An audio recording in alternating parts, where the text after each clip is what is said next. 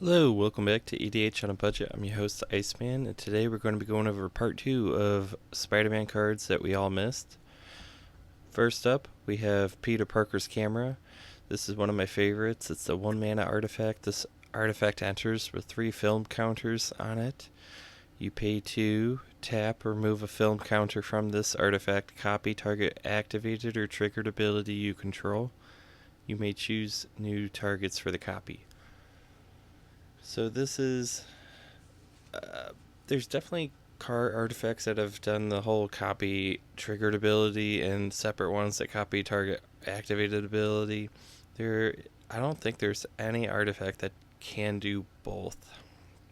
If there is, please let me know I'm wrong in the comments, and ideally post either a picture or the name of the card. But this comes down for just 1 mana. So it could come down on turn 1 and just sit there, and it's probably going to be ignored. But I mean, this could copy any of your triggered or activated abilities. So fetch lands. Your commander probably has a good activated or triggered ability. You can do so much with this. A lot of the, like for instance, green has enter the battlefield and you pump your creatures. Well, pump it twice. Get it twice as big. White has a lot of ETBs. Well, wouldn't you want to do that again? And I mean, if you can flicker this and the counters reset, works great in proliferate decks. I mean, heck, if you have a Atraxa or anything that proliferates regularly, you just pay this to make the proliferate happen again. You actually go up on film counters, and you are going up on everything else you proliferated.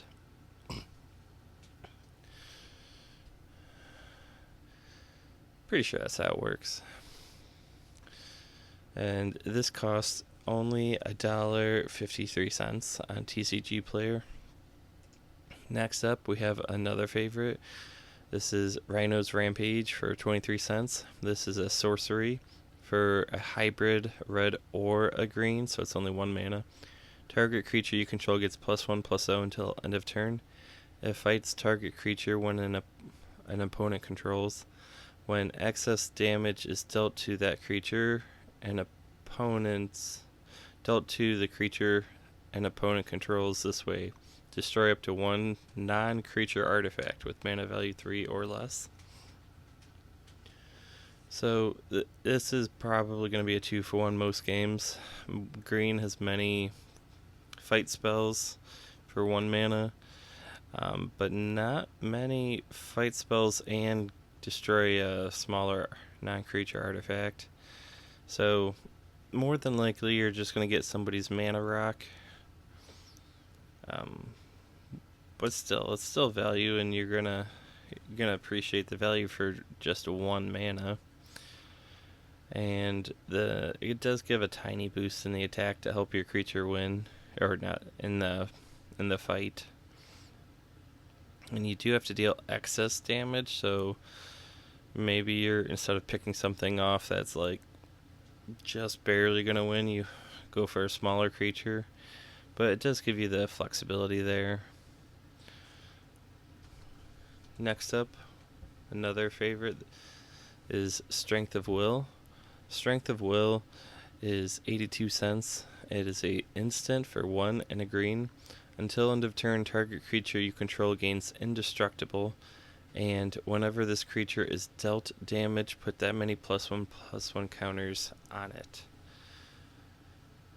So 2 mana, just giving indestructible to 1 creature is not very good, arguably, but that part is definitely useful. It can help you survive some board wipes and whatnot. But the second part is what makes this card super unique. It is an easy way to get a ton of +1/+1 counters on that creature.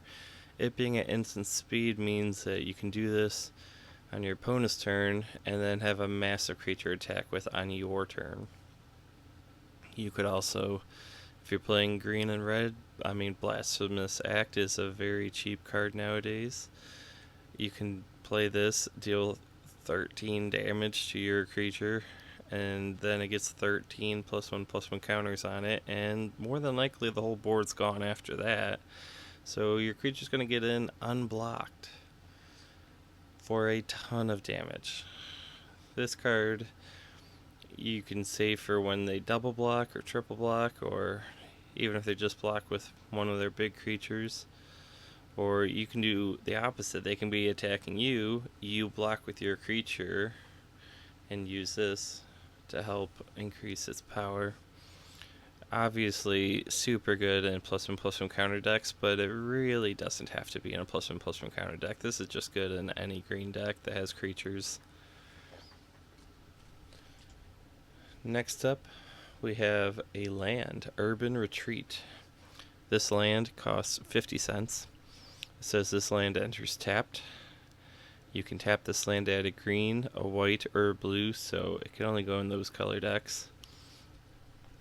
Or more. Could be a 4 or 5 color deck as well, but pay 2.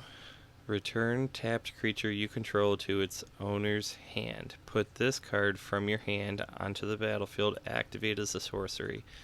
So this is an activated ability that you can play from your hand to ramp you. Returning a tapped creature is not really that hard, or especially, I mean, you got mana dorks at tap, you got creatures attacking during combat, you got creatures you want to get more ETBs with. Green draws cards when creatures enter the battlefield, so that's another creature you can have enter. I mean, so many ETBs in white and green that you may want to get again. Ideally, yes, the creature wouldn't cost too much, but you know, if you do have a board wipe and you didn't want a creature to die, this would be a way to save that creature for next turn.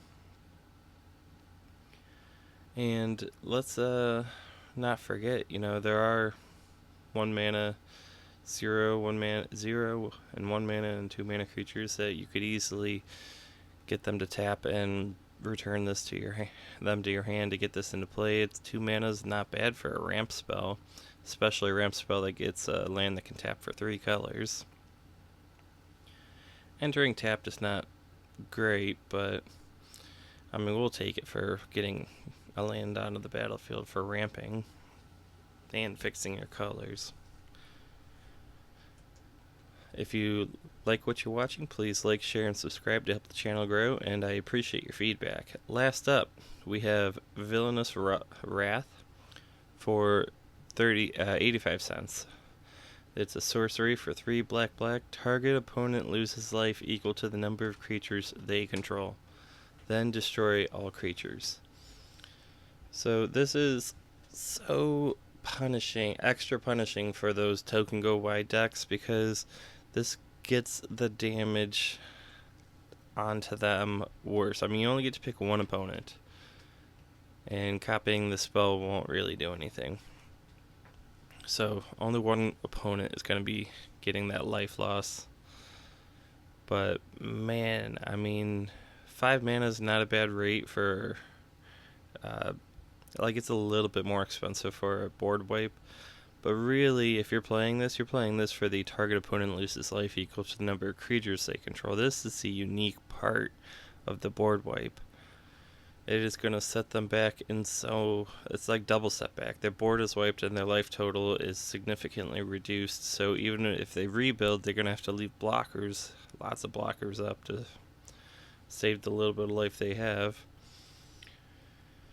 It is just another way that black can do direct damage, and direct damage is, I'd say, undervalued. So many times that board gets a little stalled and clogged with a bunch of creatures everywhere, and you just can't find the damage. But this could literally take a player out and then remove everybody else's creatures as well. Definitely worth giving a shot, I would say. And I appreciate you guys for watching. Have a great day.